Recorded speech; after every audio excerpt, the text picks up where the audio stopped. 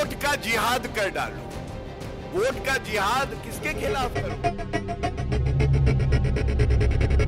अब बताइए, हमने लव जिहाद सुना था, लैंड जिहाद सुना था और वोट जिहाद, और वो भी पढ़े लिखे मुसलमान के परिवार से बात आई है। लोकसभा चुनाव के दौरान वोट जिहाद का मुद्दा गर्मा गया है। प्रधानमंत्री मोदी ने गुरुवार को गुजरात के आणंद में इस मुद्दे को उठा दिया। गौरतलब है कि उत्तर प्रदेश में समाजवादी पार्टी की चुनावी सभा में मुसलमानों से कहा गया कि अगर अब भी इकट्ठे नहीं हुए तो संघी सरकार आने वाली नस्लों को खत्म कर देगी, इसलिए अब वोट जिहाद का वक्त आ गया है। प्रधानमंत्री ने इस बयान पर लोगों को आगाह करते हुए कहा कि इंडी गठबंधन ने अब मुसलमानों से वोट जिहाद के लिए कहा है, और ये बात पढ़े लिखे परिवार से निकले मुसलमान ने कही है, किसी मदरसे के बच्चे ने नहीं। इंडी गठबंधन की एक और रणनीति की पोल उसके ही नेता ने देश के सामने खोल दी है। अब इंडी गठबंधन ने मुसलमानों से वोट जिहाद करने को कहा है। अब बताइए, हमने लव जिहाद सुना था, लैंड जिहाद सुना था और वोट जिहाद, और वो भी पढ़े लिखे मुसलमान के परिवार से बात आई है। सामान्य मदरसा से निकले हुए किसी बच्चे ने नहीं कहा है।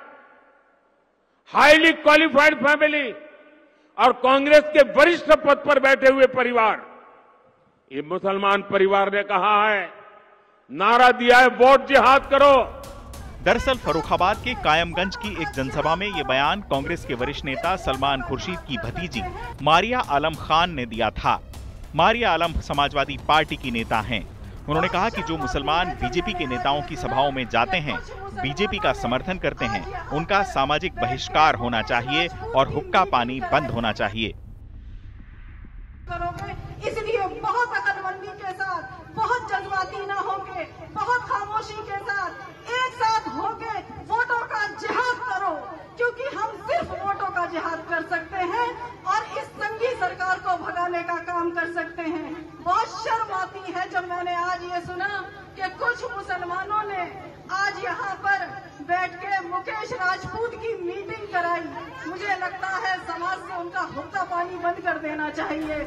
जाहिर है, लोकसभा चुनाव में अमित शाह के फेक वीडियो के बाद अब मारिया के बयान का मुद्दा जोर पकड़ रहा है।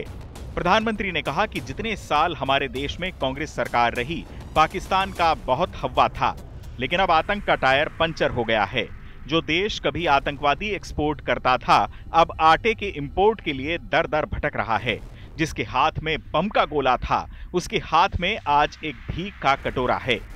प्रधानमंत्री ने कहा कि कांग्रेस की कमजोर सरकार आतंकवाद के आकाओं को डोजियर देती थी, लेकिन मोदी की मजबूत सरकार ने डोजियर वोजियर पर टाइम खराब नहीं किया।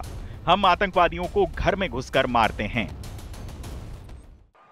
साथियों, जितने साल हमारे देश में कांग्रेस सरकार रही, एक बड़ा हौवा था आए दिन, जब भी हो पाकिस्तान, जब भी हो पाकिस्तान, जब भी हो पाकिस्तान।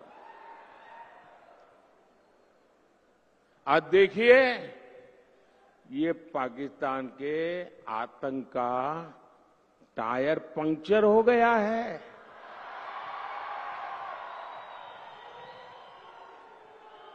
जो देश कभी आतंकी एक्सपोर्ट करता था, वो आटे के इंपोर्ट के लिए दर दर भटक रहा है।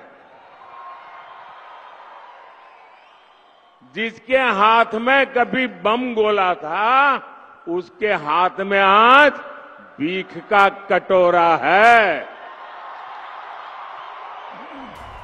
गुजरात में क्लीन स्वीप की हैट्रिक लगाने के लिए प्रधानमंत्री नरेंद्र मोदी राज्य में ताबड़तोड़ रैलियां कर रहे हैं। उत्तर गुजरात से अपनी रैलियों की शुरुआत करने वाले मोदी ने गुरुवार को आणंद, सुरेंद्रनगर, जूनागढ़ और जामनगर में रैलियों को संबोधित किया। गुजरात में बीजेपी सूरत सीट पहले ही निर्विरोध जीत चुकी है। राज्य में 7 मई को लोकसभा चुनाव के तीसरे चरण में वोटिंग होगी। चुनाव आज तक।